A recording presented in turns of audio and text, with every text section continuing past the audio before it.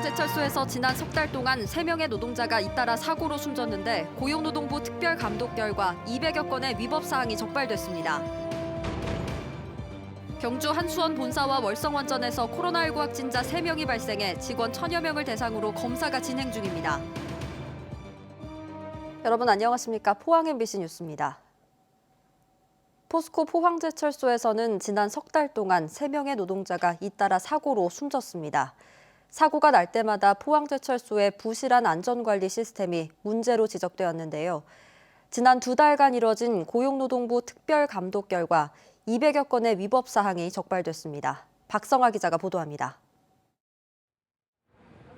지난해 12월 9일 포항제철소 집진기 배관에서 보수 작업을 하던 하청 노동자가 배관에 빨려 들어가 추락해 숨졌습니다. 당시 작업 중 기계 작동 중지라는 기본적인 원칙은 지켜지지 않았습니다. 원래는 설비를 정지하고 해야 되는데 통상 관례적으로 구멍이 조금 났을 때는 그냥 설비를 돌리면서 그렇게 작업을 계속했어요. 2달 뒤인 올해 2월 8일 컨베이어 벨트를 점검하던 하청 노동자가 기계 사이에 끼어 또 숨졌습니다. 마찬가지로 작업 중 기계가 작동했고 협력업체 간 사전 협의가 제대로 이루어지지 않았다는 문제가 제기됐습니다. 지난해 12월 포항제철소 내 도로에서 25톤 덤프트럭에 깔려 숨진 노동자까지. 포항제철소에서는 석 달 동안 3명의 노동자가 안타깝게 목숨을 잃었습니다. 사고가 잇따르자 고용노동부는 포항제철소에 대해 특별감독을 실시했습니다. 감독 결과 포항제철소 안전관리 시스템에 문제가 있다는 사실이 확인됐습니다. 하청이 설비 보수 등의 작업을 할 때 원청인 포스코에서 절차를 제대로 관리하지 않고 있고 여러 작업에서 다수의 협력업체가 뒤섞여 있어 관리가 어렵다고 지적했습니다. 산업안전보건법 위반 사항도 무더기로 적발됐습니다. 끼임사고 예방장치 미설치 등 총 225건의 법 위반 사항이 드러났습니다. 대구지방고용노동청은 포항제철소에 4억 4천여만 원의 과태료를 부과했습니다. 노동자들은 사고 책임자에 대한 확실한 처벌과 실효성 있는 예방 대책이 필요하다고 말합니다. 단순히 벌금으로만 할 게 아니라 구속력이 있는 그런 처벌이 있어야 되고요. 산재 예방이나 재발 방지책을 세우기 위한 그런 제도적인 장치도 필요하고. 지난 5년간 포항제철소에서 발생한 중대재해 8건 가운데 포스코 관계자가 처벌받은 건수는 3건. 이마저도 모두 벌금형에 그쳤습니다. MBC 뉴스 박성아입니다. 포항시는 포항지진특별법 시행령 개정안의 시행일인 오늘부터 피해구제 지원금을 지급했습니다.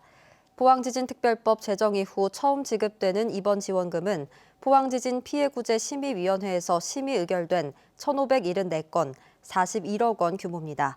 한편 지진 피해 지원금 결정 통지에 의견이 있을 경우 통지일로부터 30일 이내 재심의 신청을 할 수 있습니다.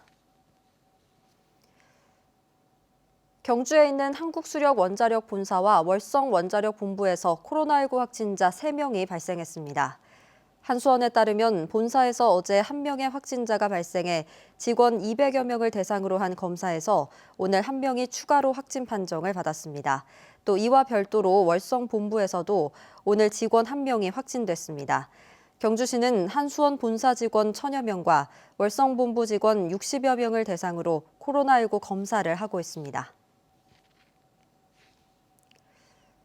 지역 출신 김부겸 전 행정안전부 장관이 신임 국무총리 후보자로 지명됐습니다. 문재인 정부 첫 대구 경북 출신 국무총리여서 지역에서도 소통과 화합, 지역균형 발전에 기대감이 높아지고 있습니다. 박재형 기자가 보도합니다. 김부겸 신임 국무총리 후보자는 문재인 정부 첫 대구 경북 출신 국무총리입니다.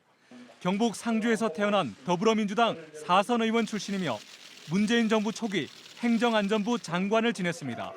특히 2016년 20대 총선에서 보수의 텃밭이라 불리는 대구 수성갑에서 당선돼 지역주의 극복의 상징이 됐습니다.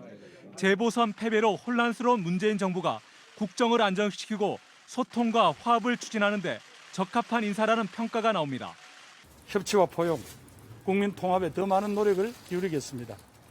대한민국 공동체의 미래를 위해 야당과 협의하고 협조를 구하는 일에 주저하지 않겠습니다. 김 후보자가 이른바 친문이 아닌 비문 출신인 점은 당내 내부 화합을 위한 포석이라는 분석입니다. 정권이 이제 1년밖에 안 남은 상황이기 때문에 정권 안정이라고 하는 측면에서 의미가 있는 것 같고요. 문재인 정부 안에서도 친문이 있고 비문이 있지 않겠습니까? 따라서 비문 인사를 임명함으로써 이 민주당 내부에서의 국정 안정을 기하려고 하는 것이 아닌가 생각이 됩니다.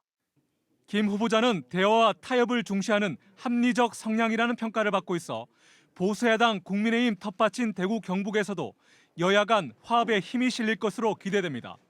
MBC 뉴스 박재영입니다. 포스코 강판이 미얀마 군부기업 MEHL과의 합작 관계를 끝내겠다는 입장을 밝혔습니다. 포스코 강판은 미얀마 법인의 합작 파트너사인 MEHL과 관련한 이슈가 제기됨에 따라 합작 관계를 종료하고자 한다고 밝혔습니다. 포스코 강판은 지난 1997년 MEHL과 합작해 MEHL 지분 30%를 보유한 미얀마 법인을 설립했고 지난 2019년까지 MEHL의 배당금 명목으로 240만 달러를 지급한 바 있습니다. 포항 시민단체 연대회의는 기자회견을 열고 오늘부터 일주일간 포스코와 철강산단 인근 주거지역과 대조지역에 대해 환경오염 실태조사를 실시한다고 밝혔습니다. 이번 조사는 8곳에 측정기 16대를 설치해 대기 중 미세먼지와 중금속 오염 현황을 조사 분석합니다.